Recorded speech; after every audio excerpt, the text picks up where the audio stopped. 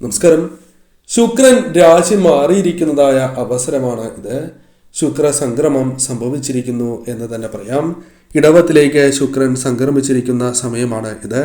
അതിനാൽ തന്നെ ചില നക്ഷത്രക്കാർക്ക് വളരെയധികം നേട്ടങ്ങൾ വന്ന് ചേരുന്നതായ സമയമാകുന്നു. അതേപോലെ തന്നെ ചില നക്ഷത്രക്കാർ വളരെയധികം ശ്രദ്ധിക്കണം. കാരണം ഇവർക്ക് ശുക്രൻ തിരിച്ചടിക്കുവാനുള്ള സാധ്യതകൾ വളരെ കൂടുതലാകുന്നു. ഏതെല്ലാം നക്ഷത്രക്കാർക്കാണ് ഇത്തരത്തിൽ ശുഭകരവും ദോഷകരവുമായ ഫലങ്ങൾ വന്നു ചേർന്നിരിക്കുന്നത് എന്ന് വിശദമായി ഈ വീഡിയോയിലൂടെ മനസ്സിലാക്കാം. ആദ്യം ശുഭകരമായ ഫലങ്ങൾ നൽകുന്ന ആ രാശിക്കാർ അഥവാ വന്നു ചേർന്നിരിക്കുന്ന ആ രാശിക്കാർ ആരെല്ലാമാണ് എന്ന് മനസ്സിലാക്കാം.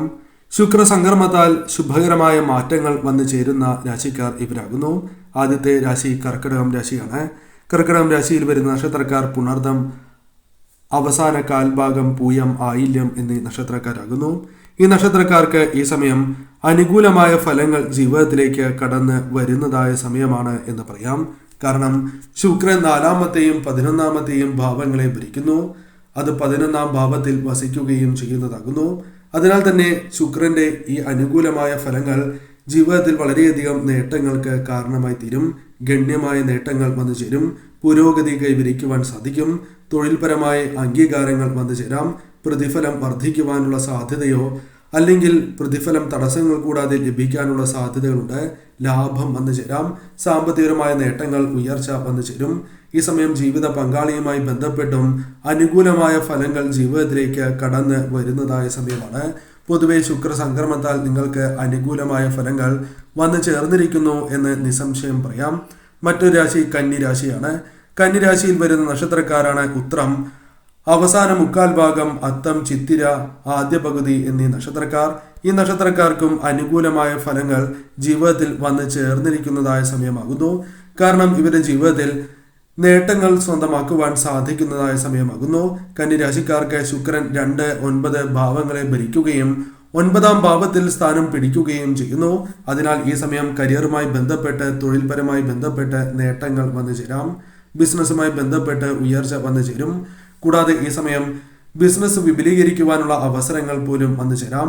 പങ്കാളിയിൽ നിന്നും അനുകൂലമായ ഫലങ്ങൾ വന്നു ചേരും. കൂടാതെ ബിസിനസ് പങ്കാളിയുമായി ബന്ധപ്പെട്ട് അനുകൂലമായ ഫലങ്ങൾ വന്നു ചേരാം. ബിസിനസ് വിപുലീകരിക്കുവാൻ സാധിക്കും. സാമ്പത്തികമായ നേട്ടങ്ങൾ വന്നു ചേരും. ബന്ധങ്ങൾ അനുകൂലമായി തീരാം. കൂടാതെ ശക്തമായ പിന്തുണ ഏവരിൽ നിന്നും ലഭിക്കുവാനുള്ള സാധ്യത കൂടുതലാകുന്നു. ഈ സമയം വന്നു ചേരുന്ന പ്രശ്നങ്ങൾ നിങ്ങൾ കാര്യമാക്കേണ്ടതില്ല എന്ന് പറയാം. ശത്രുക്കളുമായി ബന്ധപ്പെട്ട് പോലും നിങ്ങൾക്ക് അത്തരം പ്രശ്നങ്ങളെ ഫലപ്രദമായി പ്രതിരോധിച്ച് മുന്നോട്ട് പോകുവാൻ സാധിക്കുന്നു എന്ന് തന്നെയാണ് ഫലം. മറ്റൊരു രാശിയായി പരാമർശിക്കുന്നത് തുലാം രാശിയാണ്. ചിത്തിര, അവസാന പകുതി, ചോതി, വിശാഖം, ആദ്യ മുക്കാൽ ഭാഗം എന്നീ നക്ഷത്രക്കാരാണ് തുലാം രാശിയിൽ വരുന്നത്. തുലാം രാശിക്കാർക്ക് ഈ സമയം ചില അനുകൂലമായ കാര്യങ്ങൾ ശുക്ര സംക്രമത്താൽ നടക്കും.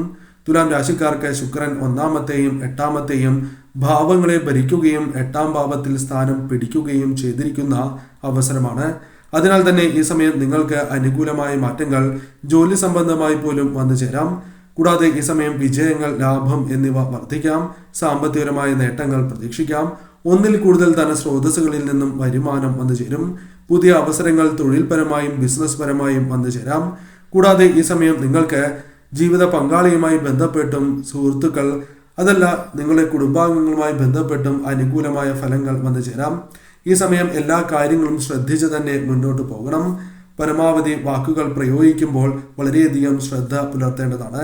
മറ്റൊരു രാശി വൃശ്ചികം രാശിയാകുന്നു. വൃശ്ചികം രാശിയിൽ വരുന്ന നക്ഷത്രക്കാരാണ് വിശാഖം, അവസാന കാൽഭാഗം, അനിഴം, തൃക്കേട്ട എന്നീ നക്ഷത്രക്കാർ. ഈ നക്ഷത്രക്കാരെ സംബന്ധിച്ചിടത്തോളം അനുകൂലമാണ് സമയം എന്ന് നിസ്സംശയം പറയാം.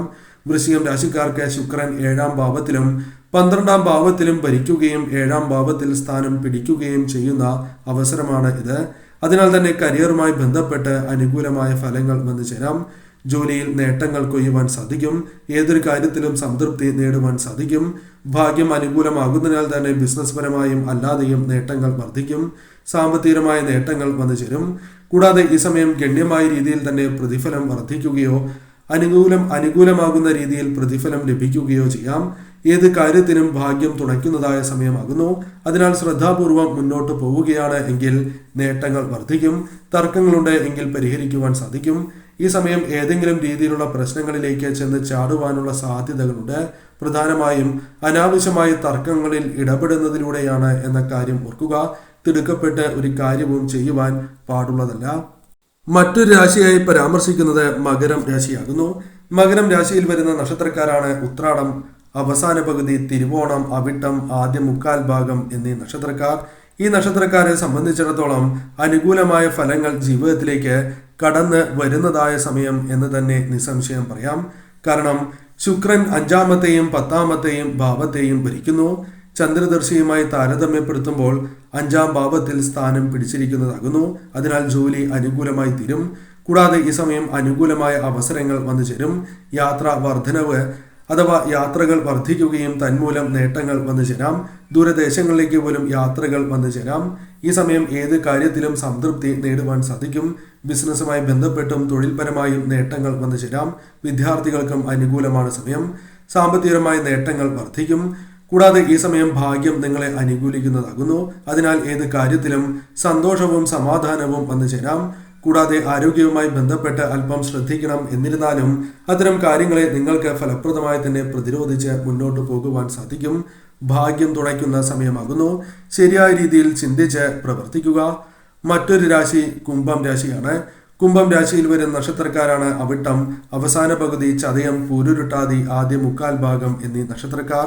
ഈ നക്ഷത്രക്കാരെ സംബന്ധിച്ചിടത്തോളം അനുകൂലമായ ഫലങ്ങൾ വന്നു ചേർന്നിരിക്കുന്നു എന്ന് പറയാം. കുംഭം രാശിക്കാർക്ക് ശുക്രൻ 4-ാമത്തെയും 9-ാമത്തെയും ഭാവങ്ങളുടെ അധിപനായി വർത്തിക്കുന്നു. ചന്ദ്രരാശിയുമായി ബന്ധപ്പെട്ട് 4-ാം ഭാവത്തിൽ സ്വയം സ്ഥാനം പിടിക്കുകയും ചെയ്യുന്നു.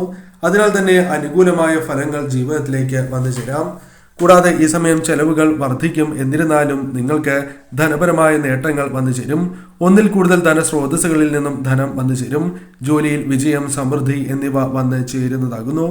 ബിസിനസ്സുമായി ബന്ധപ്പെട്ട സംരംഭങ്ങളിൽ ഏർപ്പെട്ടിരിക്കുന്നവർക്ക് അനുകൂലമായ ഫലങ്ങൾ വന്നു ചേരും. സാമ്പത്തികമായ ഉയർച്ച, നേട്ടങ്ങൾ വന്നു ചേരും. കൂടാതെ ജീവിത പങ്കാളിയുമായി ബന്ധപ്പെട്ട് അനുകൂലമായ ഫലങ്ങൾ വന്നു ചേരും. ഈ സമയം ഭാഗ്യം തുണയ്ക്കുന്നതിനാൽ ഏത് കാര്യത്തിലും സന്തോഷവും സമാധാനവും വന്നു ചേരും. ഈ സമയം ഏതൊരു വ്യക്തികളുടെയും നിന്നും നിങ്ങൾക്ക് പിന്തുണ നേടിയെടുക്കുവാൻ സാധിക്കും. ഉന്നതമായ വ്യക്തികളുമായി ബന്ധപ്പെട്ട് ബന്ധങ്ങൾ വന്നു ചേരുവാനും സാധ്യത കൂടുതലാകുന്നു. സമയം നിങ്ങൾക്ക് അനുകൂലമാണ്. ശരിയായ രീതിയിൽ ചിന്തിച്ച് പ്രവർത്തിക്കുക. ഇനി പരാമർശിക്കാൻ പോകുന്നത് ദോഷകരമായ ഫലങ്ങൾ വന്നു ചേരാൻ സാധ്യതയുള്ള നക്ഷത്രക്കാരെ കുറിച്ചാകുന്നു. ഇവർ വളരെ ശ്രദ്ധയോടെ തന്നെ നീങ്ങേണ്ടത് അനിവാര്യമാകുന്നു. ആദ്യത്തെ രാശിയായി പരാമർശിക്കുന്നത് മേടം രാശിയാകുന്നു. മേടം രാശിക്കാരെ സംബന്ധിച്ചിടത്തോളം ഈ സമയം നിങ്ങൾക്ക് അനുകൂലമല്ല സമയം എന്ന കാര്യം ഓർക്കുക. ശുക്ര സംക്രമം നിങ്ങൾക്ക് ദോഷകരമായ ഫലങ്ങൾ നൽകും. ശുക്രൻ 2-ാം ഭാവത്തിലും 7-ാം ഭാവത്തിലും ഭരിക്കുന്നു. ഇപ്പോൾ 2-ാം ഭാവത്തിലേക്ക് സംക്രമിക്കുകയാണ്. അതിനാൽ തന്നെ നിങ്ങൾക്ക് പല കാര്യങ്ങളുമായി ബന്ധപ്പെട്ട് പൊരുത്തപ്പെടുവാൻ സാധിക്കണം എന്നില്ല. തീരുമാനങ്ങൾ ശരിയായ രീതിയിൽ എടുക്കുവാൻ സാധിക്കണം എന്നില്ല. വെല്ലുവിളികൾ വന്നു ചേരും. കൂടാതെ ഈ സമയം സമ്മർദ്ദങ്ങൾ വന്നു ചേരും. തൊഴിൽപരമായ തടസ്സങ്ങൾ വന്നു ചേരും. ബിസിനസ്സുമായി ബന്ധപ്പെട്ട് നഷ്ടങ്ങൾ സംഭവിക്കാം. ഈ സമയം പലവിധ രോഗങ്ങൾ ബാധിക്കാനുള്ള സാധ്യതകൾ വളരെ കൂടുതൽ തന്നെയാകുന്നു. പങ്കാളിയുമായി ബന്ധപ്പെട്ടും അല്ലാതെയും തർക്കങ്ങൾ, വഴക്കുകൾ, തന്മൂലം ധനനഷ്ടം തുടങ്ങിയ കാര്യങ്ങൾ സംഭവിക്കാം. ആരോഗ്യപരമായ കാര്യങ്ങളിലും വളരെയധികം ശ്രദ്ധ പുലർത്തുക.